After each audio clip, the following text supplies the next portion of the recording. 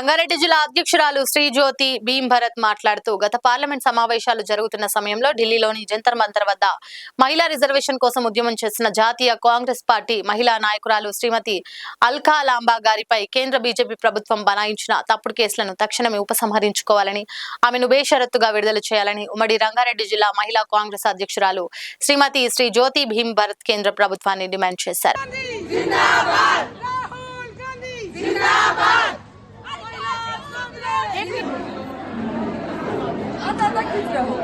दिल्ली की टीम आ जाओ।